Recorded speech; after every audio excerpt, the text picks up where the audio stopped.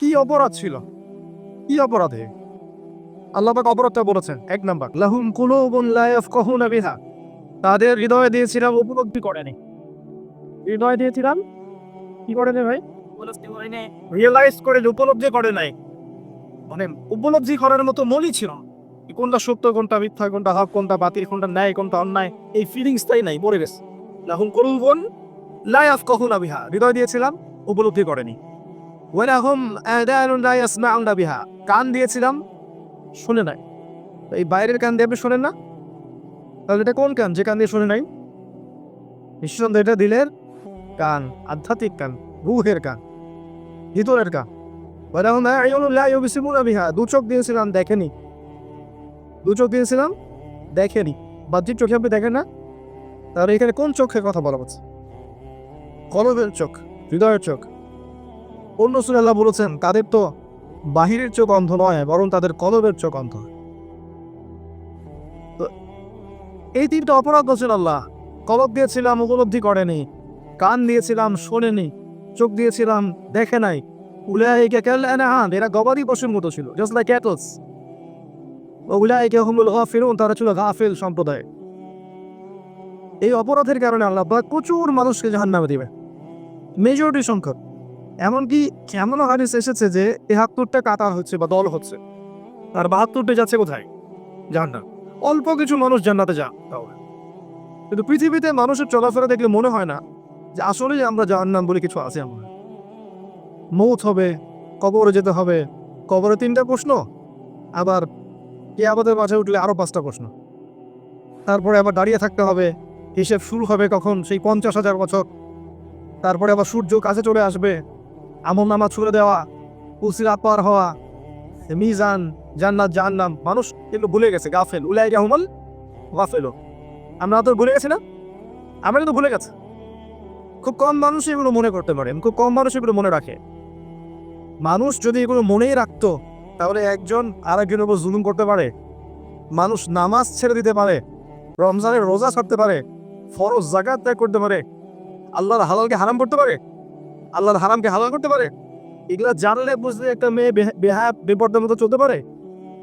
ফিলিংসটা থাকলে, উপলব্ধি থাকলে কেউ সুদ খেতে পারে, ঘুষ খেতে পারে, জিনা করতে পারে, পর্ন দেখতে পারে। উপলব্ধি নেই তাহলে আমাদের। এই উপলব্ধিহীনতার কারণেই জাহান্নামে যাচ্ছে মানুষ। তো আল্লাহ পাক দয়ালু, কত দয়ালু এটাকে বলি। একটা হাদিস এসেছে যে আল্লাহ পাকের কাছে 100 ভাগ রহমত আছে, যার 1 ভাগ, মাত্র 1%, 1 ভাগ তিনি পুরো মহাবিশ্বে ছড়িয়ে দিয়েছে। এই যে কুকুর দেখবেন যার বাচ্চাকে আদর করে না, গরু গাভী তার বাচ্চার গা চেটে পরিষ্কার করে না, এগুলো 1 ভাগ মহব্বতের ফল। বাকি 99 ভাগ মহব্বত আল্লাহ পাক রহমত তার কাছে রেখেছেন, যেটা দিয়ে তিনি পরকালে কিয়ামতের দিন বান্দাকে মাফ করবেন। হ্যাঁ, আল্লাহ পাক আরহামুর রাহিমিন, গফুর রহিম। একই সাথে আল্লাহ পাক শাদীদুল ইকাব, কঠিন শাস্তি দাতাও বটে। আল্লাহ পাক শুধু গফুর রহিমই নন, বরং কঠিন শাস্তি দাতাও বটে। মানুষ আমরা এটা ভুলে গেছি। তো এই যে আল্লাহ পাক আমাদেরকে আজকে সুস্থ শরীরে রেখে বসার তৌফিক দিয়েছে, এইটুকু নিয়ে আমাদের শুকরিয়া নিয়ে আমরা আদায় করতে পারবো? পারবো? আল্লাহ রাব্বুল আলামিন, এই যে আমরা এখানে যারা বসে আছি, বিগত 1 বছর 2 বছর থেকে করোনা মহামারী চলছে, আমরা যে বেঁচে আছি এখনো পৃথিবীতে, এর শুকরিয়া আদায় করতে পারবো? এই নতুন একটা বের হচ্ছে ওমিক্রন নাকি সামথিং, তাই না? একটু মাস্ক পরবেন, হয়তো সামনে আবার লকডাউন আসতে পারে, এবং আখিরুজ্জামানে মহামারী বাড়বে। এগুলো আমরা আগেই বলেছিলাম। যারা দুই চোখ দিয়ে বাইরের ভেতরে চোখ দিয়ে বিশ্বকে দেখছে, তারা কিছুটা রিয়েলাইজ করতে পারে, একটু উপলব্ধি করতে পারে, অনুমান করতে পারে যে কি হতে যাচ্ছে। আল্লাহ ভালো জানেন, অবশ্যই আল্লাহ গায়েবের খবর জানে, কিন্তু একটা ধারণা পাওয়া যায় যদি আপনি স্টাডি করতে থাকেন আমার হাদিসগুলো, এর সাথে কোরআনগুলো মেলান, পাশাপাশি আপনি যদি বর্তমান প্রেক্ষাপটগুলো মেলাতে থাকেন, ইনশাআল্লাহ দেখবেন আপনি কিছুটা বুঝতে পারবেন। আমি সূরা আরাফের এক আয়াতের কথা বলছিলাম। সূরা আরাফের কত নম্বর আয়াত বলেছিলাম ভাই? 179 নম্বর আয়াত। আল্লাহ পাক বলেছিলেন যে আমি প্রচুর জিন আর মানুষকে সৃষ্টি করেছি কিসের জন্য? জাহান্নামের জন্য। আমি প্রচুর জিনের মানুষকে সৃষ্টি করেছি জাহান্নামের জন্য। ওয়ালাকাদ যারানা লিজাহান্নামা কাসীরাম মিনাল জিন্নি ওয়াল ইনস। কি পাপ ছিল ওদের? তিনটা পাপ আল্লাহ বলেছেন, তিনটা অপরাধ। হৃদয় ছিল, উপলব্ধি করতো না। কান ছিল, শুনতো না। চোখ ছিল, দেখতো না। এরা গবাদি পশুর মতো ছিল, বরং তার চেয়েও নিকৃষ্ট ছিল। এই কথা বলতে গিয়ে আমি বলেছিলাম যে আমাদের দুই চোখ আছে, দুইটা কান আছে, বাইরের চোখ, ভিতরের চোখ। এক্সটার্নাল আইজ, ইন্টারনাল আইজ। বাইরের কান, ভিতরের কান। আত্মা আছে, একটা কলব আছে। এই কলব যার জীবিত এবং কলবের মধ্যে যার নূর আছে, আল্লাহর পক্ষ থেকে নূর আছে, সে ব্যক্তি ইনশাল্লাহ এমন কিছু দেখতে পারবে যা সবাই দেখতে পারবে না, এমন কিছু শুনবে যা সবাই শুনছে না, এমন কিছু বুঝতে পারছে যে সবাই এটা বুঝতে পারছে না। কিছু মানুষ বলছে যে এখন আমরা পৃথিবীতে আছি, এরপরে আমরা মঙ্গলে গিয়ে থাকবো, তারপরে অন্য একটা গ্রহে গিয়ে থাকবো, তারপর ওইখানে, তারপর ওইখানে। পুরো একটা সভ্যতা এর পিছনে ছুটছে। তাদের কি ভিতরের চোখ আছে আদৌ? আর যাদের কাছে আল্লাহর কোরআন আছে, হেদায়েত আছে, নূর আছে, তারা বুঝতে পারছে হ্যাঁ বিশ্ব এগিয়ে যাচ্ছে ঠিকই, কিন্তু ওর ধ্বংসের দিকে এগিয়ে যাচ্ছে। তো এই চেতনাময় পরিবেশটাকে বুঝতে হলে আপনার এক চোখ দিয়ে সবকিছু দেখলে হবে না। আপনাকে ভিতরের চোখ দিয়ে, ভিতরের কান দিয়ে শুনতে হবে, দেখতে হবে। কার মতো করে? ওই খিদির আলাইহিস সালামের মতো করে। মনে আছে গল্পটা? নবী মুসা আলাইহিস সালাম বললেন, কেন নৌকা ফুটা করলেন? তিনি আবার প্রশ্ন করলেন, এই বাচ্চাটাকে কেন হত্যা করলেন? আবারও জিজ্ঞেস করলেন, এই দেয়ালটা নির্মাণ করে দিলেন, কোনো পারিশ্রমিক নিলেন না কেন? তিনটা বারই খিদির আলাইহিস সালাম বলেছেন, ইন্নাকা লান তাস্তাতিআ মা'ইয়া সাবরা। আলাম আকুল লাক, আমি কি তোমাকে বলিনি ইন্নাকা লান তাস্তাতিআ মা'ইয়া সাবরা, তুমি আমার সাথে ধৈর্য ধরতে পারবে না হে মুসা? পরে মুসা আলাইহিস সালামকে ব্যাখ্যা করে দেওয়া হলো, নৌকা ফুটা না করলে সেই নৌকা জলদস্যু নিয়ে যেত। এই বাচ্চাকে হত্যা না করলে এই বাচ্চা বড় হয়ে বড় কাফের হতো, তার পিতা মাতাকেও কুফরিতে নিয়ে আসতো। আর এই দেয়ালের নিচে দুই এতিম বাচ্চার সম্পদ আছে রেখে যাওয়া, তারা যেন বড় হয়ে সম্পত্তিটা পায়, এই কারণে আমি এটাকে নির্মাণ করেছি। তো তিনটা ক্ষেত্রেই মুসা আলাইহিস সালাম দেখেছেন বাইরের চোখ দিয়ে, তাই না? বাহ্যিক দৃষ্টি দিয়ে। কিন্তু খিদির আলাইহিস সালামের কাছে অন্তর্দৃষ্টি ছিল, ইনসাইট ছিল। তো শেষ জামানায় আপনাকে দাজ্জাল থেকে বাঁচাবে কোন সূরা? সূরা কাহাফ। ওই কাহাফের মধ্যেই ঘটনাটা আছে। তার মানে ইশারা, এটা সমঝদার কে লিয়ে কি কাফি? ইশারা কাফি যে আপনাকে এই শেষ জামানা এবং ফিতনাময় পরিবেশকে ডিল করতে হলে শুধু বাইরের চোখ দিয়ে দেখলে হবে না, ভিতরের চোখ জিন্দা করতে হবে, আল্লাহর নূর কলবে আনতে হবে, তারপর আপনি বুঝতে পারবেন আসলেই কি হচ্ছে। তাহলে এখন আপনার কাছে মনে হবে আপনি জান্নাতের মধ্যে বসে আছেন, কিন্তু আল্লাহ নূর দিয়ে দেখেন আপনি জাহান্নামে বসে আছেন। চারদিকে ফিতনা, পরিবারে ফিতনা, ব্যক্তি জীবনে ফিতনা, আপনার লেখাপড়ায় ফিতনা, আপনার তাওহীদের মধ্যে শিরক, সুন্নতের মধ্যে বেদা, হালালের মধ্যে হারাম, জিনা, যে ব্যভিচার, সুদ, ঘুষ, পর্নোগ্রাফি, ধর্ষণ, হত্যা, রাহাজানি, ছিনতাই, সব দিয়ে ভর্তি বিশ্বটা। জুলুম, অত্যাচার, পাপাচার, ফাসাদ দিয়ে ভর্তি বিশ্বটা। কিন্তু বাহ্যিক রূপটা দেখলে মনে হবে কি সব চকচকা, মাশাআল্লাহ, খুব টিপটাপ সব চলছে, তাই না? আসলে ভিতরে কোনো বেইজই নেই। বাইরে থেকে দেখলে মনে হবে খুব সুন্দর টিপটাপ সবকিছু, ভিতরে কোনো বেইজই নেই। পুরো জিনিসগুলোই চলছে জুলুমের উপরে, প্রতিটা ক্ষেত্রে। মুসলিমরা আল্লাহ তাওহীদের সাথে শিরক ঢুকিয়েছে, আল্লাহকে ছাড়া অন্যকে সিজদা করছে, অন্যের কাছে দোয়া করছে, অন্যের কাছে নজর মানত করছে, অন্য ওসিলায় সন্তান যাচ্ছে। মুসলিমরা এই কাজ করছে। নবীর সুন্নতগুলোর মধ্যে বহুত বেরাত নতুন নতুন আবিষ্কার করে এগুলোকে দিয়ে আমল করছে মানুষ, ইবাদত মনে করে। রিজিকের ক্ষেত্রে হালাল হারামের বিন্দুমাত্র পরোয়া করছে না, যেখান থেকে উৎস টাকা আসুক না কেন, আমার 3 বেলা খাওয়ার চাই, হালাল হোক আর হারাম হোক, পরোয়া করার দরকার নেই। আমার বউ বাচ্চা ভবিষ্যৎ প্রজন্মের জন্য রেখে যেতে হবে, হালাল হারামের পরোয়া করার সময় নেই আমার এখন। সুদ হলে সুদ খাবো, ঘুষ হলে ঘুষ খাবো, মানুষের টাকা মেরে ফেলে মেরে খাবো, অন্যের সম্পত্তি আত্মসাৎ হলে করে খাবো, রাষ্ট্রীয় সম্পদ লুটপাট করে হলে এরাও খাবো, খেতে হবে আমাকে। হালাল হারামের কোনো পরোয়া নাই অর্থনৈতিক জীবনে। সমাজে যান, কাঠামো ভেঙে যাচ্ছে, প্রতিবেশীর মানুষ খোঁজ দিতে যায় না, সমাজে ঐক্য নাই, শৃঙ্খলা নাই, স্থিতিশীলতা নাই, সেই নুরানি রুহানি কোনো আধ্যাত্মিকত্ব নাই। সমাজে পৃথিবীর অপসংস্কৃতি, বেহায়াপনা, আপনার জিনা, আপনার মাদক, পতিতালয়, পর্নোগ্রাফি, জুয়া, ক্যাসিনো ভর্তি। পরিবারে যান, দেখবেন পরিবার বন্ধনগুলো ভেঙে গেছে। সম্পত্তির জন্য ভাই ভাইকে হত্যা করছে, সন্তান ছেলেকে হত্যা করছে, সন্তান বাবাকে হত্যা করছে, কোনো কোনো ক্ষেত্রে সন্তান মাকেও হত্যা করেছে সম্পত্তির জন্য, বোনকে হত্যা করছে। পরিবারের এক একটা পরিবারকে দেখলে মনে হবে জাহান্নামের টুকরা। পরিবারের কর্তা জানে না তার জীবনের উদ্দেশ্য কি, পরিবারের সন্তান জানে না তার জীবনের উদ্দেশ্য কি, পরিবারের মেয়ে ও তো জানেই না জীবন বলতে কি জিনিস। ওর কাছে তো সবকিছু হচ্ছে ফ্যাশন শো।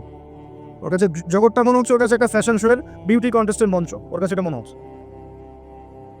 ছোট ছোট বাচ্চা যেগুলো বেড়ে উঠছে, পারিবারিক কলহ দেখে, পিতামাতার বিবাহ বিচ্ছেদ দেখে, ঝগড়া দেখে, পরিবার অপসংস্কৃতিগুলো দেখে, টিভি সিরিয়াল মুভিজ মিউজিক এগুলো দেখে দেখে বড় হচ্ছে। এই বাচ্চাগুলো যখন বড় হচ্ছে, বড় প্রোডাক্ট হবে, এরা কি কম বড় জাহেল হবে? পরিবারের কাঠামোগুলো ভেঙে যাচ্ছে। চারদিকে তাকান, আপনি বিশ্বের দিকে তাকান, দেখবেন টার্গেট করে করে করে করে মুসলিম যেগুলো কান্ট্রি আছে এগুলোকে ফাসাদ লাগিয়ে দেওয়া হচ্ছে। যারা লা ইলাহা ইল্লাল্লাহ এই কনসেপ্টে বিশ্বাস করে তাদের সহ্য হবে না, গাত্রদাহ শুরু হবে। তারা অবশ্য দেখতে আসবে না যে আপনি হানাফি না আপনি সালাফি না আপনি দেওবন্দি না তাবলিগ না চরমোনাই, আপনি কোন দল করেন, এটা ওরা দেখতে আসবে না। আপনি বাংলাদেশি না আপনি ইরানের মানুষ না ইরাকের মানুষ না উইঘুর, নাকি আপনি বার্মার মানুষ না প্যালেস্টাইনের না সিরিয়া না ইয়েমেনের, এগুলো ওরা দেখতে আসবে না। ওরা দেখবে একটা জিনিস, আপনি লা ইলাহা ইল্লাল্লাহ এই কনসেপ্টে আছেন কিনা। যদি থাকেন এবং আপনি যদি স্বীকৃতি দেন যে আল্লাহ ছাড়া কোনো ইলাহ নাই, মুহাম্মদ সাল্লাল্লাহু আলাইহি ওয়াসাল্লাম রাসূল, ইসলামের উপর দৃঢ় থাকার চেষ্টা করেন, তখন দেখবেন আপনাকে বাঁকা চোখে দেখা হবে। আপনি আল্লাহর দেয়া বিধান মানবেন, হকটা হক মানবেন, বাতিলটা বাতিল মানবেন, আপনাকে বাঁকা চোখে দেখা হবে। বলা হবে আপনি সন্ত্রাসী হয়ে গেছেন, আপনি জঙ্গি হয়ে গেছেন, আপনি মৌলবাদী হয়ে গেছেন, ইত্যাদি ইত্যাদি। এবং বিশ্বের মুসলিম কান্ট্রিগুলোকে টার্গেট করে করে ইয়েমেন, সিরিয়া, এই যে আপনার প্যালেস্টাইন, এই যে আপনার মিয়ানমার, আফগানিস্তান, ইরাক, ইরান, সব মুসলিম কান্ট্রিগুলো টার্গেট করে সামরিক চাপ আর অর্থনৈতিক চাপ, তারপরে অভ্যন্তরীণ ফাসাদ লাগিয়ে দিবে, মুসলিমদের ঘুম হারাম করে রেখে দিয়েছে। কি কারণ? যে লা ইলাহা ইল্লাল্লাহ বলছেন আপনি। ওরা এটাও দেখতে আসবে না যে আপনি শিয়া না সুন্নি, ওরা কিন্তু এটাও দেখতে আসবে না আপনি শিয়া না সুন্নি। চতুর্দিকে ফিতনা, পরিবেশেও ফিতনা দেখবেন, পরিবেশও পরিবর্তন হয়ে গেছে। যখন বৃষ্টি হওয়ার কথা বৃষ্টি তখন হচ্ছে না, যখন গরম হওয়ার কথা না তখন গরম হচ্ছে। ভৌগোলিক পরিবর্তন হচ্ছে, জলবায়ু পরিবর্তন হচ্ছে। দেখবেন প্রচুর ভূমিকম্প হবে হবে এবং হচ্ছে হচ্ছে এবং হবেও। ভূমিকম্প বাড়বে, মহামারী দেখবেন আসবে, দেখবেন যে আরো ফাসাদ বাড়ছে, আল্লাহর দেয়া প্রাকৃতিক দুর্যোগ বাড়ছে, ডে বাই ডে বাড়ছে আর বাড়ছে। প্রকৃতিও আগের মতো নাই, কারণ মানুষের জুলুম তো ওরাও দেখছে। একটা সমুদ্রের পাড়ে কখনো দাঁড়িয়েছেন কিনা? ওর প্রচন্ড শক্তি আছে, কিন্তু সমুদ্রের প্রচন্ড গর্জন আছে, এবং গর্জন করতে করতে সে কিন্তু ঢেউগুলো তীরের মধ্যে ফেলে দেয়। আপনি যখন সমুদ্রের কর্নারে গিয়ে দাঁড়াবেন, তীরে গিয়ে দাঁড়াবেন, কক্সবাজারে বা অন্য জায়গায়, দেখবেন ওই শক্তিশালী সাগরটা আপনার পা ধুয়ে দিবে বিনয়ে, তাই না? আপনার পা ধুয়ে দিবে। আল্লাহ তাকে এভাবেই চলতে বলেছেন। কিন্তু যখন মানুষ আল্লাহর দাসত্ব করবে না, আল্লাহ যখন আদেশ করবেন সবগুলোকে উড়িয়ে দাও, সে সবগুলোকে উড়িয়ে দিবে। প্রকৃতিও আল্লাহর কথা শোনে। প্রকৃতি কার কথা শোনে? আল্লাহর কথা শোনে। চতুর্দিকে জলবায়ুর মধ্যেও পরিবর্তন হয়েছে, মানুষের পড়াশোনার মধ্যে পরিবর্তন হয়েছে, মানুষের চিন্তার মধ্যে পরিবর্তন হয়েছে। মানুষ এখন চিন্তা করার সময় পায় না, সারাদিন ব্যস্ত, কিসের যেন পিছনে ছুটছে, ব্যস্ত আর ব্যস্ত। সকাল থেকে রাত পর্যন্ত একটা ঘন্টা ঠান্ডা মাথা চিন্তা করার সময় পায় না যে আমি ছুটছি কোন দিকে। আসলে চিন্তা করেছেন এটা? চিন্তা করার সময় নাই, কি করছি, কি করবো, আমার জীবনের উদ্দেশ্যটা কি? আমার সামনে মওত অপেক্ষা করছে, কবরের প্রশ্ন উত্তর, পরকালের প্রশ্ন উত্তর, জান্নাত জাহান্নাম মিজান পুলসিরাত, এগুলো চিন্তা করার সময় পাওয়া যায় না দিনে এক মিনিটও। লাশ যাচ্ছে, যারা লাশ যাচ্ছে, লাশ দেখেও শিক্ষা নিবে না মানুষ। এখন লাশ যাবে, লাশের বিষয়টা দেখবেন হাসতে হাসতে গল্প করতে করতে যাচ্ছে। তো ব্যবসার কি খবর? হ্যাঁ ভালো চলতেছে। তোর কি খবর? ভালো চলতেছে। লাশের বিষয় যাচ্ছে। বছরে একদিনও দেখবেন না কবরস্থানে যায়। কবরস্থানে গেলে কি হয়? মৌতের কথা স্মরণ হয় না? আর নবী সাল্লাল্লাহু আলাইহি ওয়াসাল্লামের যুগে কবরস্থান ছিল মসজিদের পাশে, মানে মসজিদের আশপাশে, যেন মানুষ পাঁচ ওয়াক্ত নামাজ পড়তে যাবে, আসবে, কবর দেখবে, পরকালকে স্মরণ করবে। এর একটা সভ্যতা এসেছে, এই সভ্যতা দেখবেন কবরস্থানকে সমাজ থেকে দূরে সরিয়ে দিয়েছে, যাতে আপনি বছরে একদিনও যাবেন না কবরস্থান। আপনি মারা গেলে কবরস্থানে যাবেন, তার আগে যাবেন না। সবকিছুতেই পরিবর্তন আছে এবং সবকিছুই ফিতনাময় হয়ে গেছে। আপনাকে দুই চোখ দিয়ে দেখতে হবে। প্রচুর পরিশ্রম করছেন, টাকা পয়সা আর্ন করছেন, এবং এই টাকা পয়সা আর্ন করার জন্য আপনার কত মেহনত করতে হচ্ছে, সারাটা দিন রাত উজাড় করে দিতে হচ্ছে। যে টাকা আপনি জমাচ্ছেন, আপনি 10-20 বছর পর লক্ষ্য করছেন আপনার টাকার মান আর আগের মান নাই, টাকার মান কমে গেছে। অথচ ওই টাকাটা আর্ন করতে আপনাকে প্রচুর পরিশ্রম করতে হচ্ছিল, তার উপর শ্রমটাকে চুরি করে নিয়ে গেল। সিচুয়েশন খুব ডিফিকাল্ট। দেখবেন ইসলামের শত্রু যারা আছে, কুফার, ফাসিক, জালেম, মুশরিক, মুনাফিক, তারা রাইজ করেছে, অর্থনৈতিকভাবে সমৃদ্ধ হয়েছে, পলিটিক্যালি শক্তিশালী হয়েছে, সামরিকভাবে শক্তিশালী হয়েছে। প্রত্যেকটা ক্ষেত্রে মিডিয়া দিয়ে, প্রযুক্তি দিয়ে তারা এত উন্নতি করেছে যে আমরা মনে হয় ওদের দিকে হাঁ করে তাকিয়ে আছি, ওরা খাওয়ালে খাবো, পরলে পড়ব। অথচ আমরা মুসলিমরা এই 200 বছর আগেও সারা বিশ্বকে শাসন করেছি। আমরা জানি না যে আমরা কারা।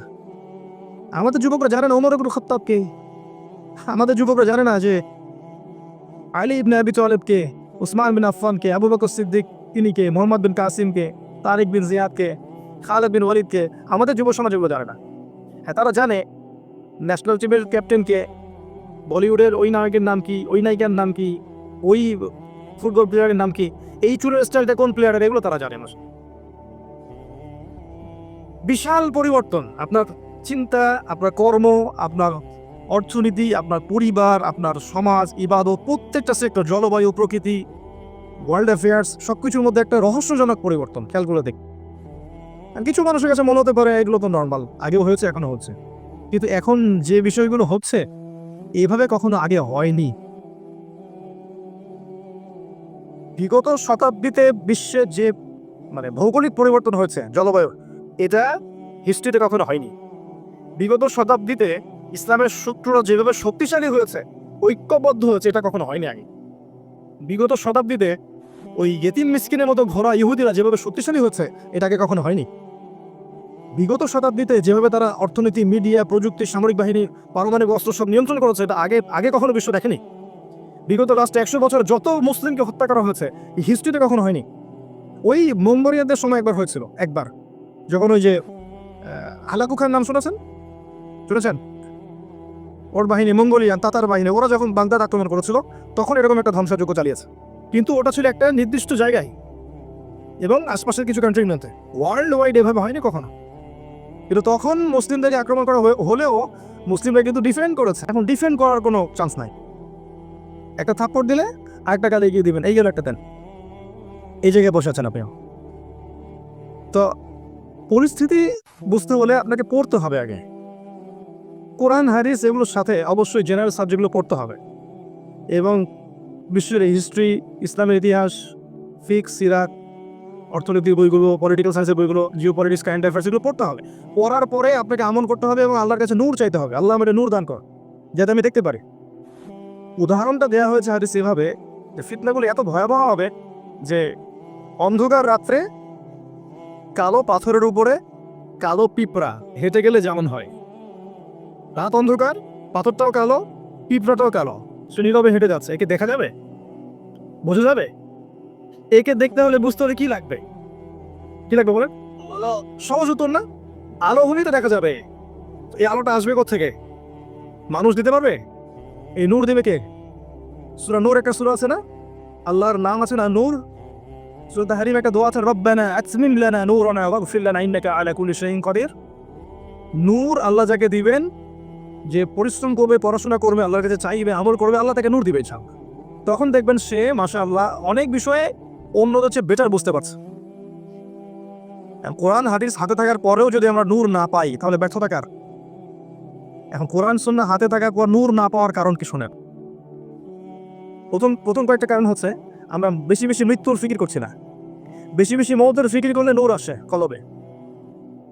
বেশি বেশি ফরজ নামাজের পাশাপাশি নফল নামাজ পড়লে নূর আসে কলবে। বেশি বেশি দান সাদাকা করলে নূর আসবে ইনশাআল্লাহ। বেশি থেকে বেশি পরকালের চিন্তা করা, আল্লাহর সাথে দাঁড়াতে হবে, তখন হৃদয়টা নরম হবে, নূর আসবে ইনশাআল্লাহ। বেশি বেশি আপনি আল্লাহ জিকির করতে থাকেন, সারাটা দিন আল্লাহ জিকিরের উপর থাকেন, দেখবেন হৃদয়ের মধ্যে একটা প্রশান্তি, একটা নূর আসবে ইনশাআল্লাহ। এগুলোর পাশাপাশি আবার মন থেকে এই যে হিংসা, বিদ্বেষ, এই যে গীবত, এই যে তহমত, জিনা, খারাপ কিছুর প্রতি আসক্তি, জিনা, ব্যভিচার, পরকিয়া, তারপরে আপনার অহংকার, রিয়া, দুনিয়ার ভোগ বিলাস, এই যে বস্তুবাদী আকীদা, দুনিয়াকে এটা পেতে হবে, ওটা পেতে হবে, দুনিয়াকে পাওয়ার যে একটা কঠিন চাওয়া, এই জিনিসগুলো যদি দূর করতে পারেন আস্তে আস্তে, তখন দেখবেন মনটা নরম হচ্ছে, আল্লাহর নূর এখানে আসবে ইনশাআল্লাহ। নূর রাখতে একটা পাত্র লাগবে না? একটা পাত্রের দরকার আছে না? কলপটা তো একটা পাত্র, ওটা পরিষ্কার না হলে কি নূর আসবে? আগে তো পরিষ্কার করতে হবে। কিভাবে পরিষ্কার করবেন? যে কাজগুলোর কথা বললাম, সালাত, সাদাকা, কোরআন তেলাওয়াত, জিকির, আজগার, তাসবিহ, তাহলিল, আল্লাহর জন্য কান্নাকাটি করা, তাহাজ্জুদে দাঁড়িয়ে আল্লাহর জন্য কান্নাকাটি করা, চোখের পানি ছেড়ে দেওয়া, আল্লাহর কাছে দোয়া করতে থাকে, তখন দেখবেন যে আল্লাহর এই যে আপনার কলব এটা পরিষ্কার পালিশ হচ্ছে। একই সাথে যখন যে হিংসা, গীবত, তহমত, রিয়া, অহংকারগুলো ত্যাগ করতে পারবেন, তখন দেখবেন যে নূরটা আসবে ইনশাআল্লাহ। যখন আসবে আপনি নিজেও বুঝতে পারবেন যে আপনার কাছে নূর আছে, অন্যের কাছে এটা নাই। সবাইকে আল্লাহ পাক এটা দেন না। একটা মূলনীতি বলে দেয় এটা পাওয়ার, সূরা নূর পড়েন বাসায় গিয়ে সূরা নূর পড়েন, ওখানে দেখবেন আল্লাহ যে কাজগুলো করতে বলেছেন সূরা নূরের মধ্যে, ওই কাজগুলো করলে নূর পাওয়া যাবে। সহজ পথে। কোরআনের প্রতিটা সূরা এক একটা চূড়া, সূরা মানে কিন্তু চূড়া, উঁচু স্থান। একটা পাহাড়ের চূড়ায় উঠলে অনেক দূর পর্যন্ত দেখা যায় না? কোরআনে এক একটা সূরার উপরে উঠলে ওই বিষয়টা আপনি বুঝতে পারবেন। কথা বুঝতে পারছেন? সূরা কাহাফের চূড়ায় ওঠেন, আপনি বুঝতে পারবেন দাজ্জাল ও ফিতনাগুলো কি কি, এখান থেকে বাঁচতে হবে কিভাবে। ঠিক আছে? সূরা নিসা এক চূড়ায় ওঠেন, দেখবেন নারীদের আসলে অধিকার কোথায় আছে। এক একটা সূরা এক একটা চূড়া। সূরা নূরের উপরে ওঠেন, উঠলে আপনি দেখবেন কোন কোন কাজ করলে, কি কি কাজ করলে আর কি কি কাজ না করলে আমি নূর পাবো। তো প্রিয় ভাইরা, এই যুগটা অন্য যুগেরটা ডিফারেন্ট, আলাদা, ফিতনাময়, এবং প্রচুর আমাদের সায়েন্স এখন দেখা যায়। এগুলো থেকে বাঁচতে হলে, ফিতনা বুঝতে হলে আগে আপনাকে নূর অর্জন করতে হবে, জ্ঞান অর্জন করতে হবে, পড়াশোনা করতে হবে, আমল করতে হবে, পরিবার করতে হবে, আপনার হালাল খেতে হবে, পরবর্তী প্রজন্মকে করতে হবে, আল্লাহর জন্য মেহনত করতে হবে, আল্লাহর দিন প্রচার করার চেষ্টা করতে হবে, এবং ছোট ছোট উদ্যোগ নিতে হবে। আপনার যতটুকু সামর্থ্য আছে, অর্থ দিয়ে হোক, কথা দিয়ে হোক, কাজ দিয়ে হোক, লিখনি দিয়ে হোক, দিনের পিছনে মেহনত করতে হবে, এবং সবাইকে ভাই মনে করে ঐক্যবদ্ধ করার চেষ্টা করতে হবে। তখন দেখবেন যে ইনশাআল্লাহ দিনের কোনো উপকার হচ্ছে। এক রাতের মাহফিল দিয়ে দিন কায়েম হয়ে যাবে না, হবে। তবে হ্যাঁ, একটা মাহফিলের একটা বয়ান যদি কবুল হয় আল্লাহর কাছে, ওই বয়ানের ওসিলায় দিনের অনেক উপকার হতে পারে না? এগুলো দিনের মাধ্যম। তো শুধু একটা দিকে ফোকাস না করে দিনের সমস্ত বিষয়গুলোকে এগিয়ে নিতে হবে। এর নাম হচ্ছে দিনের জন্য ফিকির করা, দিন নিয়ে এগিয়ে যাওয়া। পারবেন ইনশাআল্লাহ? এবার আসেন যে আল্লাহ রাব্বুল আলামিন প্রত্যেক যুগে যুগে নবী পাঠিয়েছেন না? সর্বপ্রথম নবী আদম আলাইহিস সালাম, তাকে আল্লাহ জ্ঞান শিক্ষা দিয়েছেন না? আদম আলাইহিস সালামকে নিজে জ্ঞান জানতেন আগে থেকে, না আল্লাহ শিক্ষা দিয়েছেন? তার মানে আমাদেরকে আল্লাহ জ্ঞান শিখিয়েছেন। আল্লামাল ইনসান মা লাম ইয়ালাম, মানুষকে সেই জ্ঞান শিক্ষা দিয়েছে যা মানুষ জানতো না। আল্লাহ পাক একটা পরীক্ষা নিয়েছেন না, এই গাছের কাছে যাবে না? ওই একটা পরীক্ষা যেমন আমাদের এই দুনিয়ার জীবনেও কিন্তু আল্লাহ আমাদের পরীক্ষা নিচ্ছে, তাই না? পরীক্ষা দিচ্ছি কিন্তু আমরা। ওই পরীক্ষায় ইবলিস প্রতারিত করে ফেলেছে আদম এবং আমাদের মা হাওয়া আলাইহিস সালামকে। আল্লাহ পাক দুনিয়াতে নামিয়ে দিয়েছেন না? এই দুনিয়াতে নামিয়ে দেওয়ার পর আল্লাহ একটা কথা বলেছেন, এই কথাটা শোনেন। দুনিয়াতে নামানোর পরে আল্লাহ পাক বলেছেন যে ফাকুল নাহবিতু মিনহা জামিআ, তোমরা সবাই দুনিয়ায় নেমে যাও। আমি বললাম ফাইম্মা ইয়াতিয়ান্নাকুম মিন্নি হুদান, দুনিয়াতে যাচ্ছ যাও, কিন্তু দুনিয়াতে আমার পক্ষ থেকে, মানে আমি আল্লাহ আমার পক্ষ থেকে তোমাদের কাছে হেদায়েত আসবে। কি আসবে? হেদায়েত আসবে। ফামান তাবিআ হুদায়া, যারা আমার হেদায়েত মেনে চলবে, ফালা খাউফুন আলাইহিম ওয়ালা হুম ইয়াহজানুন, তাদের কোনো ভয় নাই, কোনো দুশ্চিন্তা নাই। সুবহানাল্লাহ। দুনিয়াতে যাও, আমি আল্লাহ একা ছেড়ে দিচ্ছি না তোমাদেরকে। দুনিয়ার জীবনটা পরীক্ষা, লিনাবলুয়াকুম আইয়ুকুম আহসানু আমালা, কিন্তু তোমাদের কাছে আমার পক্ষ থেকে হেদায়েত আসবে। প্রত্যেক যুগে যুগে দেখবেন আল্লাহর পক্ষ থেকে হেদায়েত এসেছে। আসমানি কিতাব আসে নাই? নবী রাসূল আসেন নাই? মানুষের সত্য মিথ্যা ন্যায় বোঝেন নাই, ভালো মন্দ বোঝেন নাই, তারপর তারা চলে গেছে। এই সুন্নাত চলছে। যদি তোমরা আমার হেদায়েত মেনে চলো, কোনো ভয় নাই, কোনো দুশ্চিন্তা নাই, তোমরা আবার জান্নাতে ফিরে আসবে ইনশাআল্লাহ। কিন্তু ওয়াল্লাযীনা কাফারু ওয়া কাযযাবু বিআয়াতিনা, কিন্তু যারা আমার আয়াতগুলোকে মিথ্যা প্রতিপন্ন করবে, অস্বীকার করবে, কুফরি করবে, ফাউলাইকা আসহাবুন নার, তারা হবে জাহান্নামের অধিবাসী। হুম ফিহা খালিদুন, তারা সেখানে চিরস্থায়ী হবে। ওয়াকুদুহান নাস ওয়াল হিজারা, মানুষ আর পাথর হবে ওর ইন্ধন। ওই যে বললাম আনালি জাহান্নামে কাসীরা মিনাল জিন্নি ওয়াল ইনস, প্রচুর জিনের মানুষকে দিয়ে জাহান্নাম পূর্ণ করব। ইবলিস আল্লাহ বলেছেন যে তোকে অভিশপ্ত করলাম যে তোর অনুসরণ করবে তোকে এবং তাকে সবাইকে জাহান্নাম পূর্ণ করে দিব আমি। এই যে দুইটা কথা মেনে চললে ভয় নাই, দুশ্চিন্তা নাই, জান্নাতে ফিরে আসবে। মানবে না, চিরস্থায়ী জাহান্নামে রেখে দেবো। আল্লাহর কোনো পরোয়া আছে? পৃথিবীর প্রত্যেকটা মানুষকে যদি আল্লাহ পাক জাহান্নামে দিয়ে দেন, আল্লাহর কিছু যায় আসে? সব মানুষই যদি আল্লাহ পাক জান্নাতে দেন, আল্লাহর কিছু যায় আসে? পৃথিবীর সমস্ত মানুষ একত্রিত হয়ে, মানে আমরা এখন দুনিয়াতে যত মানুষ আছি, যত মানুষ চলে গেছে আর যত মানুষ আসবে, সবাই মিলে যদি আল্লাহ সিজদায় পড়ে যায়, আল্লাহর কি ক্ষমতা বেড়ে যাবে? না আল্লাহ যা ছিল তাই থাকবে? আর সমস্ত মানুষ আর জিন আর মাখলুক মিলে যদি আল্লাহকে অস্বীকার করে, আল্লাহর কিছু যায় আসে? মনে করেন আপনার কাছে কয়েকশো কোটি বস্তা পয়সা আছে, মনে করেন কয়েকশো কোটি বস্তা পয়সা, ছোট ছোট ছোট ছোট পয়সা। একটা পয়সা আপনার কেউ নিয়ে গেছে, গায়ে লাগবে? লাগবে না।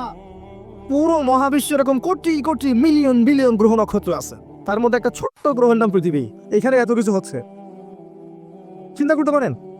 পুরো মহাবিশ্বে কোটি কোটি কোটি কোটি গ্রহ আছে, গ্যালাক্সিস আছে, সৌরজগৎ আছে। একটা সৌরজগৎ না, কোটি কোটি সৌরজগৎ আছে। এক একটা সৌরজগতে এরকম শত শত গ্রহ ঘুরছে। তার মধ্যে একটা সৌরজগতের 7টা আকাশ, তার একটা আকাশের একটা সৌরজগতের একটা ছোট্ট গ্রহে আপনি আমি থাকি। ওই গ্রহটাকে যদি আল্লাহ ঘরে একদম ব্লাস্ট করে ফেলান, ধ্বংস করে ফেলান, আল্লাহর কিছু যায় আসবে? আল্লাহর শানের কোনো কিছু কমে যাবে? আর এই গ্রহে বসে মানুষ আজকে সারা বিশ্বে এরকম দাপট দেখা বেড়ায়। আজকে দুনিয়ার দিকে তাকালে মনে হয় যে মানুষই সব, তাই না? অথচ আল্লাহ বলেছেন মহাকালের একটা সময় চলে গেছে যখন মানুষ কোন আলোচ্য বিষয়ই ছিল না, যে মানুষ বলে কিছু হবে কখনো। আল্লাহর জ্ঞানে ছিল, আল্লাহ জানতেন, আমরা কোনো আলোচ্য বিষয় ছিলাম না। আর আজকের একটা মানুষ পৃথিবীতে কি করছে?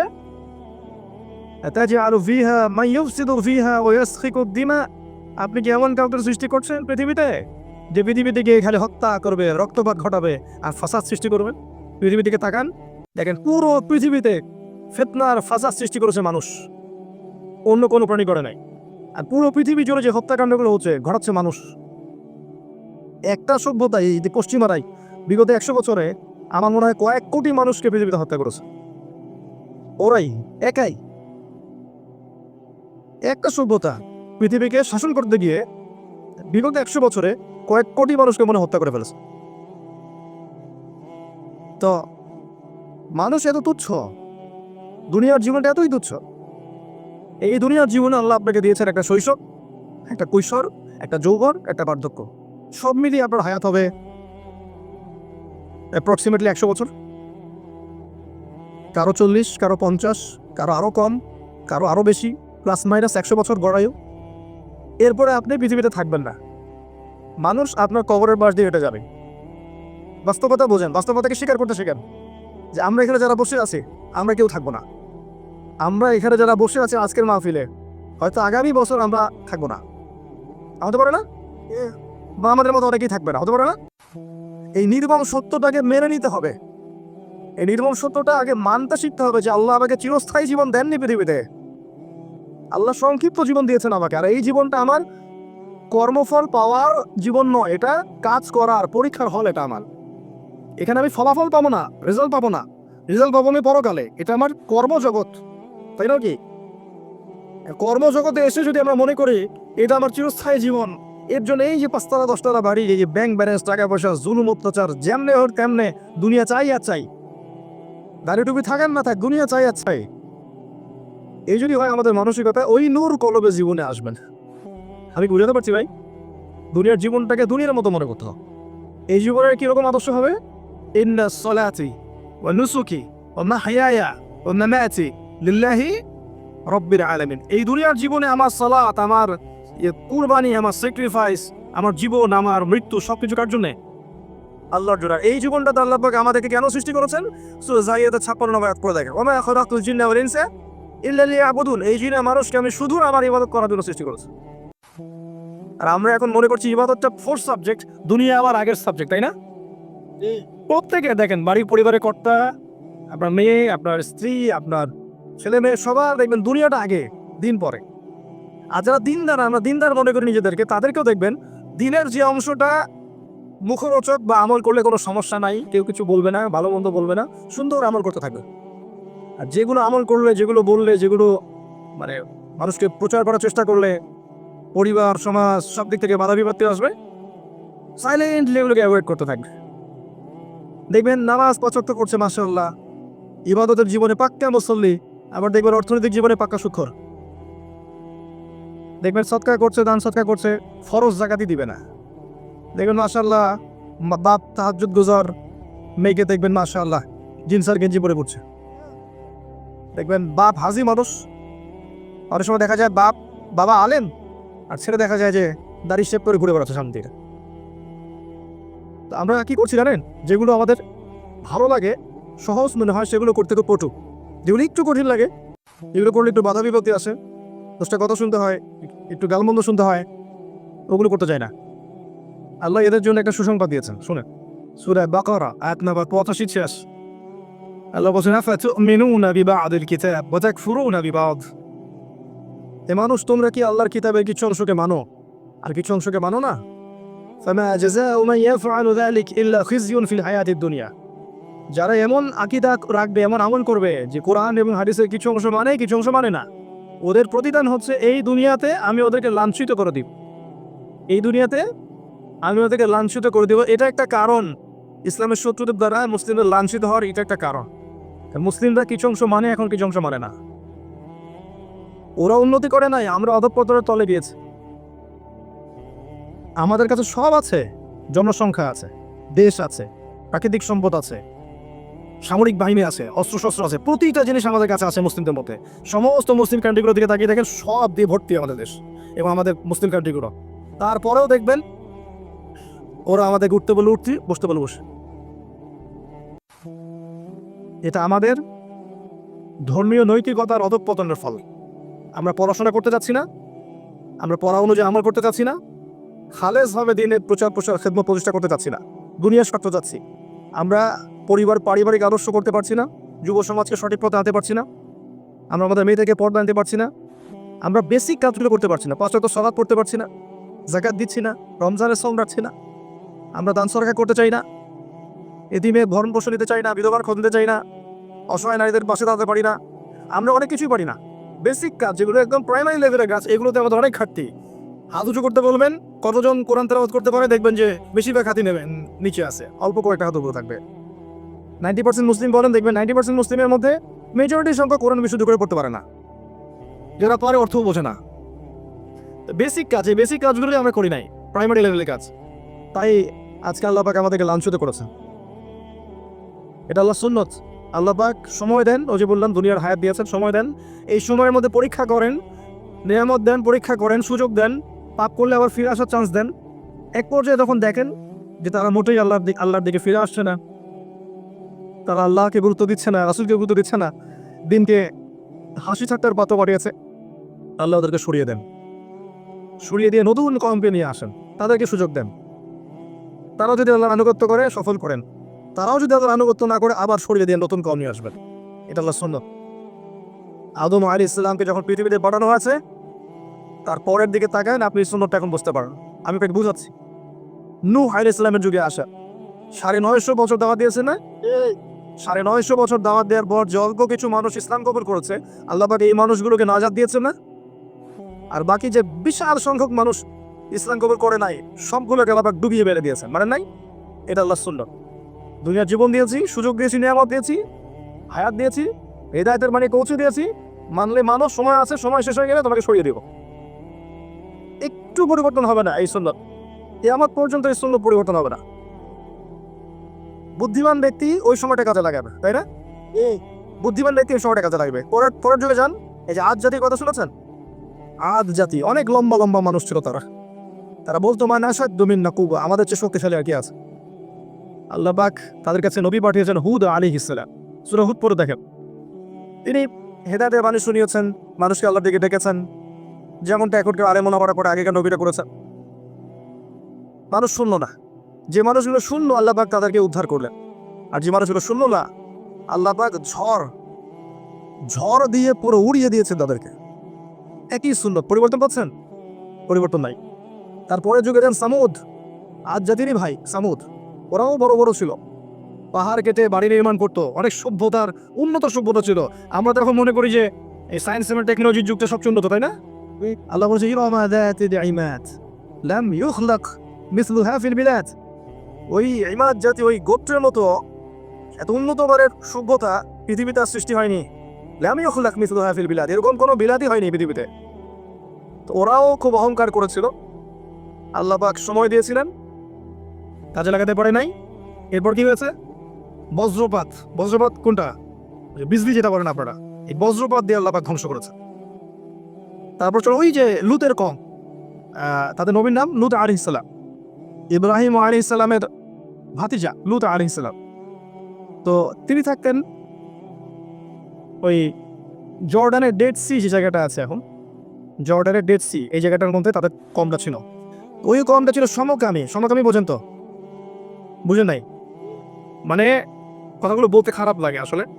পুরুষ পুরুষের সাথে জেনা করতো না, বুঝবেন? এটাকে হোমোসেক্সুয়ালিটি বলে ইংরেজিতে। এটা বলে রাখি, শেষ জামানায় এই উম্মতে মুহাম্মাদের মধ্যে এই ফিতনাটা বাড়বে, হাদিস এসেছে, এবং এটা বেড়েছেও। কিন্তু যখন মেয়েরা নগ্ন হয়ে করা শুরু করেছে, প্রচুর ধর্ষণ বেড়েছে, জিনা বেড়েছে, ব্যভিচার বেড়েছে, পরকীয়া বেড়েছে। একটা পর্যায়ে মেয়েদের প্রতি ছেলেরা আকর্ষণ হারিয়ে ফেলবে, কিছু কিছু ছেলে। তখন ছেলেরা ছেলেদের কিছু যাওয়া শুরু, এবং সেটা হচ্ছে এখন। এই দেশেও এরকম মানুষ আছে। আর কিছু কিছু দেশ আছে এই বিশ্বের, তাদের কাছে এটা বাক স্বাধীনতা।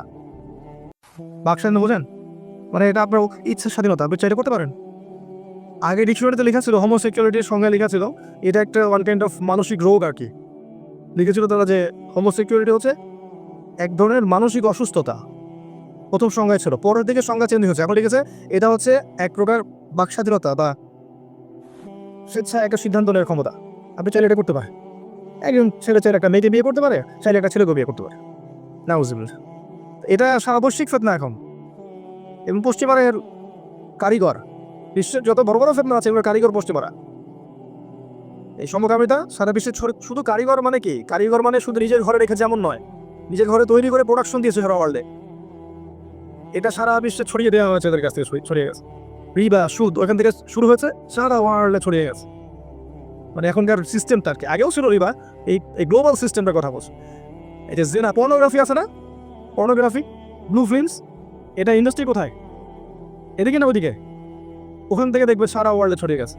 এবং এটা ওদের কাছে শিল্প, যে এটাকে একটা প্রফেশন নাম দিয়েছে। মানে যেমন ক্রিকেটার, ফুটবলার, ঠিক আছে, অ্যাক্টর, এরকম একটা নাম কনস্টার। তো দেখেন লিগালাইজ করার কত পদ্ধতি, হালাল করে নেওয়ার কত কত অপশন তারা তৈরি করেছে। এটা এই পর্নোগ্রাফির ফ্যাক্টরি কি এই দেশটা আলাদা দেশটা? ওই সভ্যতা না, সারা ওয়ার্ল্ডে ছড়িয়ে দিয়েছে। যত বড় বড় ফিল্ম মাদক দেখবেন, যত নতুন নতুন মাদক বের হয় এবং এটাকে গ্লোবালাইজেশন করা, গ্লোবালাইজ করা হয়, এটা কোথা থেকে আসে? আমাদের দেশ থেকে আসে, ওই দিক থেকে আসে দেখবেন। তো ওই জায়গাটা কিন্তু হচ্ছে আপনার সমকামীদের একটা অভয়ারণ্য এখন। শোনেন, লুত আলাইহিস সালামের কওম ছিল ঠিক এমন। আল্লাহ পাক নবী পাঠিয়েছেন। নবী পাঠিয়েছেন মানে কি? লুত আলাইহিস সালাম এমন নবী, আমি পড়ে দেখেছি এই সূরাটা, তিনি এত দরদি তার কওমের জন্যে যে তিনি বলছেন, আলাইসা মিনকুম রাজুলুন রশিদ, তোমাদের মধ্যে কি একটা ভালো মানুষও বাকি নাই? মানে ঘটনা হচ্ছে যে লুত আলাইহিস সালামের বাসায় দুজন মেহমান এসেছে মানুষের রূপ ধরে এবং সুন্দর পুরুষের রূপ ধরে। একজনের নাম জিবরাইল আলাইহিস সালাম, একজন হচ্ছে মিকাইল আলাইহিস সালাম। বাসায় মেহমান এসেছে। কি জন্য মেহমান এসেছে? আল্লাহ পাক সংবাদ পাঠিয়েছেন, তোমার এই কনকে এখন ধ্বংস করব, তুমি সকালবেলা বের হয়ে চলে যাবা, তবে তোমার স্ত্রী বাঁচবে না, কারণ তোমার স্ত্রী তোমার প্রতি ঈমান নিয়ে আসেনি। আচ্ছা, এবার এই যে দুজন মেহমান এসেছে, এই মেহমান দুজনকেও ওদের কওমের যে নেতারা ছিল সমকামী, তারা গিয়ে চাচ্ছে যে তোমাদের মেহমানদেরকে একটু দিলে ভালো হয়। কথা বুঝতে পারছেন? তো তখন তিনি বলছেন, হ্যাঁ উলাই বানাতি ইন কুনতুম ফাইলিন, তোমাদের যদি প্রবৃত্তি নিবারণী উদ্দেশ্য হয়, হালালভাবে তোমরা বিয়ে শাদী করতে পারো, তো হালালভাবে মেয়েদেরকে বিয়ে করতে পারো, প্রয়োজনে আমার মেয়েকে তোমরা বিয়ে করো। চিন্তা করতে পারেন নবীর কথা। তখন এরা বলছে, ওটা আমরা চাই না, তুমি খুব ভালো করে জানো হিলু তা আমরা কি চাইতে এসেছি। কথার ধাঁচটা এরকম ছিল কোরআনে, পড়ে দেখবে। তখন তিনি বলছেন, আলাইসা মিনকুম রাজুলুন রশিদ, তোমাদের মধ্যে একটা ভালো মানুষও কি বাকি নাই? এরপর কি হলো? ওই কওমটাকে আল্লাহ পাক পরের দিন এই জিবরাইল আলাইহিস সালাম এই যে পাখা আছে তার, পাখা দিয়ে তুলে এরকম আকাশে তোলার পরে ওদেরকে ওখানে পাথরের বৃষ্টি বর্ষণ করা হয়েছে। তারপরে আল্লাহ পাক উল্টে দিয়েছেন, পুরোটা উল্টে দিয়েছেন। ওই জায়গাটা এখন জর্ডানের এই ডেড সি জায়গাটা, ওই জায়গাটা ওখানে ওই এমন একটা সাগর হয়ে গেছে যেখানে কেউ নামলে কেউ ডুববে না, ভেসে থাকবে। ইন্টারনেটে দেখে নিন। এই যে উল্টা করে দেওয়ার শাস্তি কেন জানেন? কারণ আল্লাহ পাক চরম প্রচন্ড রকমের আল্লাহ পাক প্রজ্ঞাবান। এটা আমরা বড় অপেক্ষা রাখে না। আল্লাহ পাকের প্রজ্ঞা প্রচুর উঁচু লেভেলের। আল্লাহ পাকের প্রজ্ঞাটা দেখে। ওরা যেমন সোজা রাস্তা বাদ দিয়ে উল্টা রাস্তায় হেঁটেছে, বুঝে নেই? সোজা রাস্তা দিয়ে চল্লাহ মেয়েদেরকে বিয়ে করে তোমরা প্রবৃত্তি নিবারণ করো প্রয়োজনে, ওরা উল্টা পথে গিয়েছে, ছেলের কাছে গিয়েছে। আল্লাহ পাক এই জন্য এই জমিনটাকে তুলে উল্টা করে দাবিয়ে দিয়েছে। না এই বিচার হবো না? এবং আসমানে তুলে রজম করেছেন। জিনার যে ব্যভিচারের শাস্তি আছে রজম, আসমানে তুলে আল্লাহ নিজে রজম করে দিয়েছে। ওরা তো আর করবে না জমিনে, আল্লাহ রজম করে নিজে রজম করে দিয়েছে। এখন যারা এইসব কাজ করছে বিশ্বব্যাপী, এদের সাইন পরিণত হবে ইনশাআল্লাহ, সন্দেহ নাই। কারণ আল্লাহ পাক এই শাস্তিগুলো দৃষ্টান্ত রূপে রেখে দিয়েছেন। এমনি এমনি আছেন নাকি? যাতে পরবর্তীতে শিক্ষা গ্রহণ করতে পারে। একই সুন্নত লূত আলাইহিস সালামের কওমে যান, দেখবেন যারা ইমানদার আল্লাহ পাক রেহাই দিয়েছেন, যারা ইমানদার ছিল না আল্লাহ পাক তাদেরকে ধ্বংস করেছেন। লূত আলাইহিস সালামের স্ত্রী পর্যন্ত আযাবে ধ্বংস হয়ে গেছে। তাই বংশ, রং, টাকা পয়সা, সৌন্দর্য, ব্যাংক ব্যালেন্স, জাতীয়তা, এই বিষয়গুলো আমাদেরকে আল্লাহর আযাব থেকে বাঁচাতে পারবে না ইমান তাকওয়া এবং আমল না থাকলে। নবীর স্ত্রী হওয়া সত্ত্বেও তিনি বাঁচতে পারেননি। আমি আপনি কে? তারপর চলে যান ফেরাউনের যুগে।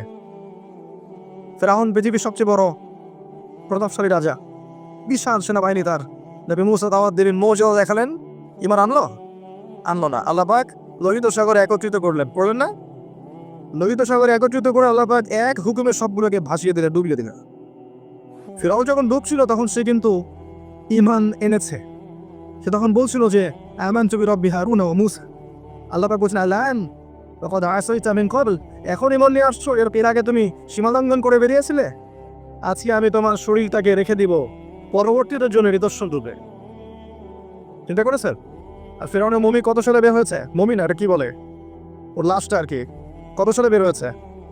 1890 থেকে 1900-এর মধ্যে, 96, 95, 97 এই সালগুলোর মধ্যে। আর রহস্যজনকভাবে ওই সময় থেকে এই পর্যন্ত 2022 এই সময় বিশ্বে একটা ফেরাউনি পরিবর্তন দেখা যাচ্ছে। ফেরাউনের মমিটা আল্লাহ পাক এই জন্য নিয়ে এসেছেন, উঠিয়েছেন কি জন্যে? এই লাশটাকে আমি সংরক্ষণ করেছি এই কারণে যাতে পরবর্তীদের জন্য এটা নিদর্শন হয়ে থাকে। লিতাকুনা লিমান খালফাকা আয়া। তো কখন লাশটা বের হলো? এই যে এই 19 শতাব্দীর দিকে। তার মানে পরবর্তীতে ফেরাউনি একটা বিশ্ব আসবে যাদের জন্য এই লাশটা মমিটা আদর্শ। আল্লাহ পাক সাইন রেখে দিয়েছেন। আমি আপনাকে বোঝাচ্ছি, দেখেন যেভাবে আল্লাহ পাক এই লোহিত সাগরে এই ফেরাউনের বাহিনীকে একত্রিত করেছিলেন না, ঠিক একই সুন্নত অনুযায়ী আল্লাহ পাক এই যে প্যালেস্টাইনে, জেরুজালেমে ইহুদিদেরকে একত্রিত করেছে। অপেক্ষা করছে কিছু একটা অপেক্ষা করছে। ওদেরকে এমনি এখানে আশ্রয় দেওয়া হয়নি, এমনি তারা এখানে আসতে পারেনি। আল্লাহ পাক আরো বড় প্ল্যান করেছেন কোনো একটা। ঠিক যেমন ফেরাউন এবং তার বাহিনীকে একত্রিত করেছেন লোহিত সাগরে, আল্লাহ পাক এদেরকেও এখানে একত্রিত করেছেন। ওরা বুঝতে পারে নেই, ওরা মনে করছে আমরা এখান থেকে অনেক কিছু করছি এবং ফিলিস্তিন থেকে মারবো, কাটবো, বের করে দিব, কেউ কিছু বলবে না, সবাই আমার বিশ্ব আমার হাতে। বিষয়টা এমন নয়।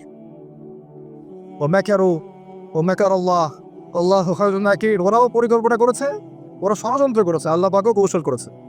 আল্লাহ পাক কৌশলীদের মধ্যে শ্রেষ্ঠ। ঈসা ইবনে মারইয়াম আসবেন যখন, তখন এখানে এদের কারো অস্তিত্ব থাকবে না ইনশাআল্লাহ। কেউ যদি এই পাথরের পিছনে লুকায় ওদের কোনো সৈন্য, পাথর কথা বলবে, ইয়া মুসলিম, হে মুসলিম, ইন্না ওয়ারা আল ইয়াহুদ, আমার পিছনে একজন ইহুদি সৈন্য আছে, তাআল ফাকতুলহু, আসো একে হত্যা করো। এগুলো আসবে সামনে, যে যাই বলার বলুক, পাগল ছাগল, উদ্ভট কেচ্ছা কাহিনী বা এগুলো অবাস্তব, এগুলো হবে না, কথা বলা যায় না, কি বলে, যে যাই বলুক, দেখবেন ওয়ার্ল্ড আস্তে আস্তে এদিকে যাবে। বিশ্ব চিরকাল দিকে থাকবে না। এখান থেকে মঙ্গল গ্রহে দিয়ে বাস করা যাবে না। এই বিশ্ব ধ্বংস হতে যাচ্ছে সামনে। সময় আপনার হাতে আমার হাতে কম, এমনি দুনিয়ার হায়াত কম, তারপরেও ফিতনাময় পরিবেশে আরও ফিতনার মধ্যে আপনার সম্ভাবনা কমে আসছে। এই সময়গুলো কাজে লাগাতে হবে। পারবো না ইনশাল্লাহ। সময় কাজে লাগাতে হলে নিজের ভালো নিজেকে বোঝা উচিত। নামাজ অ্যাটেন্টিভ হন, তেলাওয়াত বাড়িয়ে দেন, কোরআনের ফিকির বাড়িয়ে দেন, তার তাদাব্বুর বাড়িয়ে দেন, তাফসীর পড়া বাড়িয়ে দেন, হাদিস পড়া বাড়িয়ে দেন, তালিম বাড়ান, পরিবারের মধ্যে ইসলামের আদর্শ বাড়ান, মেয়েদের পর্দা বাড়ান। দুনিয়ার যে কাজগুলো আছে না, যে টাকা পয়সা জমি জমা বিয়ের সাথে, এগুলোকে গুছিয়ে নেন তাড়াতাড়ি। একটা রিজিকের ব্যবস্থা হয়েছে, আলহামদুলিল্লাহ, বিয়ে করে নেন, পরিবার গঠন করেন, বাচ্চা কাচ্চা মানুষ করেন। আপনি প্ল্যান করে আগান।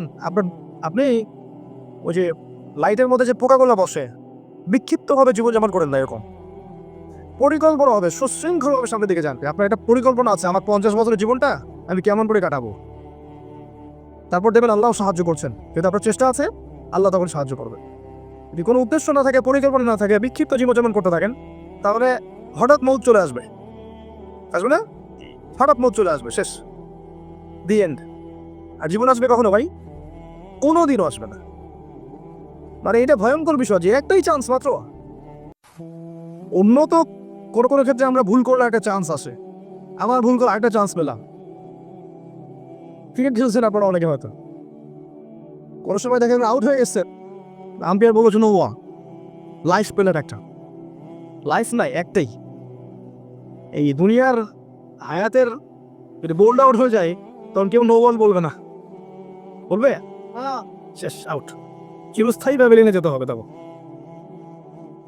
তো ফেরাউনের একই সুন্নত দেখেন, ফেরাউনের যুগে একই সুন্নত, ইব্রাহিমের একই সুন্নত। নমরুদকে আল্লাহ পাক টিকতে দিলেন না, আল্লাহ পাক ইব্রাহিম আলাইহিস সালামকে উদ্ধার করলেন, সম্মানিত করলেন, পরীক্ষা নিলেন, এই পুরো জাতির উম্বার নেতা বানিয়ে দিলেন। ঈসা ইবনে মারইয়ামের যুগে আসেন, সেম সুন্নত। ঈসা আলাইহিস সালামকেও যারা মানে নাই, আল্লাহ পাক ওদেরকে কিন্তু লানত করে অভিশপ্ত করেছেন। ঈসা আলাইহিস সালামকে আল্লাহ পাক তার কাছে তুলে নিয়েছেন। আমাদের নবীর যুগে আসেন, এই যে আবু জাহেল, আবু লাহাব, উতবা, শাইবা, রাবিয়া, এরা কি টিকে আছে কেউ? এরা কেউ আল্লাহর আদেশ মানে নাই, আল্লাহ পাক টিকতে দিয়েছেন? সবার লাশ বদরের কূপে পাওয়া গেছে। আর আমাদের নবীর আদর্শ, সুন্নত, সাহাবীদের এই যে কাজগুলো কিয়ামত পর্যন্ত থেকে যাবেন সব। তো আমি আপনাকে কোরআন থেকে একটা ভ্রমণ করালাম, যে আদম আলাইহিস সালাম থেকে শুরু করে এই যে নবী মুহাম্মদ সাল্লাল্লাহু আলাইহি ওয়াসাল্লাম পর্যন্ত একটাই সুন্নত দেখবেন আপনি। আল্লাহ খেলার ছলে এই মহাবিশ্ব সৃষ্টি করেননি, খেলার ছলে আল্লাহ পাক আপনাকে সৃষ্টি করেননি। আল্লাহ পাকের আপনাকে কোনো প্রয়োজন নাই। আমি না থাকলে আল্লাহর কিছু যায় আসে না। আল্লাহ পাকের কাছে সবচেয়ে মূল্যবান হচ্ছে তার তাওহীদ, তার নবীর রিসালাত, তার আসমানি কিতাব, তার দিন। সময় দিয়েছেন আল্লাহ একটু, 30, 40, 50, 60, 100 বছর। এই সময়টুকু একটা দিন চলে যাচ্ছে আর ফিরে আসছে না। এবং আমরা এমন একটা সময় এখন বসে আছি, যে সময়টা অন্য সময়টা ডিফারেন্ট, ফিতনাময় পরিবেশ। এখন এই সময়ে বসে যদি আমরা সারাদিন দুনিয়ার ফিকির নিয়ে ব্যস্ত থাকি, বাড়ি গাড়ি, বউ বাচ্চা, ব্যাংক ব্যালেন্স, টাকা করি, স্ট্যাটাস, এগুলোর পিছনে ছুটতে থাকি, আসল গন্তব্য ভুলে যাই, তাহলে আমার হচ্ছে বড় বোকা আর হতভাগা এই বিরোধী কেউ নাই। কি করতে পারি? ঠান্ডা মাথায় আগে নিজের জীবনটার পরিকল্পনা করেন। ঠান্ডা মাথায় আপনি বাসায় খাতা কলম নিয়ে বসেন, যে আপনি এই বছর কি করতে চান, আপনি কতটুকু নামাজ পড়েছেন, কত নামাজ কাজা হয়েছে, হিসেব করেন। কত বছর রোজা রেখেছেন, কত বছর রাখেন না, হিসেব করেন। আপনি বড় বড় পাপগুলো লিখেন, আমি জীবনে এই পাপগুলো করেছি, এইগুলো করেছি। প্রতিটা পাপের জন্য আলাদা করে তওবা করেন। আপনি কাঁদতে থাকেন, খাস তওবা করে ফিরে আসেন, আল্লাহর কাছে কান্নাকাটি করেন, পাপগুলো চিন্তা করেন। এবার চিন্তা করেন যে আল্লাহ যদি আমাকে আরো 20 বছর বাঁচিয়ে রাখে, আমি এই 20 বছর এইভাবে যাবো ইনশাআল্লাহ। আমি প্রথম বছর, দ্বিতীয় বছর এভাবে করব, তারপরের বছর আমি এটা শেষ করে এটা করব, তারপর এটা করব, এরপরে আমি যদি এই পর্যায়ে যাই তখন এটা করব। প্ল্যান করে। আল্লাহ আপনাকে মেধা দিয়েছেন না, অর্থ দিয়েছেন, বোধশক্তি দিয়েছেন, পরিবার দিয়েছেন, আপনাকে ক্ষমতা দিয়েছেন। আপনি আপনার জায়গা থেকে প্ল্যান করেন কিভাবে আপনি ইসলামকে নিয়ে এগিয়ে যান। কারণ সময় আপনার কাছে চিরস্থায়ী থাকবে না। আপনি এগুলো করলেও মরবেন, না করলেও মরবেন। কিছু নিয়ে কবরে যাওয়া বেটার, খালি হাতে যাওয়া বেটার। যদি আমরা ছোট ছোটভাবে চেষ্টাগুলো করে এগোই, আমাদের এই ক্ষুদ্র ক্ষুদ্র চেষ্টাগুলো দেখবেন ইনশাআল্লাহ ইসলামের বিজয় তো এনে দিবেই, পরকালেও ইনশাআল্লাহ আমাদেরকে পুলসিরাত পার হওয়ার জন্য সহায়ক হবে ইনশাআল্লাহ। আর ওইটাই হচ্ছে চূড়ান্ত সফলতা। কুল্লু নাফসিন যায়িকাতুল মাউত ওয়া ইন্নামা তুওয়াফাউনা উজুরাকুম ইয়াওমাল কিয়ামাহ, এই যে ফামান যুকজিহা আনিন নার উদখিলাল জান্নাতা ফাকাদ ফাজ। যাকে জাহান্নামের আগুন থেকে বাঁচানো হবে আর জান্নাতে প্রবেশ করানো হবে, একমাত্র সে ব্যক্তি সফল, আর কেউ সফল না। ওমাল হায়াতুদ দুনিয়া ইল্লা মাতাউল গুরুর। আল্লাহ পাক আমাদেরকে বিষয়টা বোঝার তৌফিক দান করুন। দুনিয়ার জীবনকে মৌলিকভাবে প্রাধান্য না দিয়ে প্রয়োজন মনে করে আমাদেরকে পরকালের জন্য দিন নিয়ে, কোরআন নিয়ে, হাদিস নিয়ে, আল্লাহ এবং রাসূলকে নিয়ে এগিয়ে যাওয়ার তৌফিক আল্লাহ পাক আমাদেরকে দান করুন। আমিন।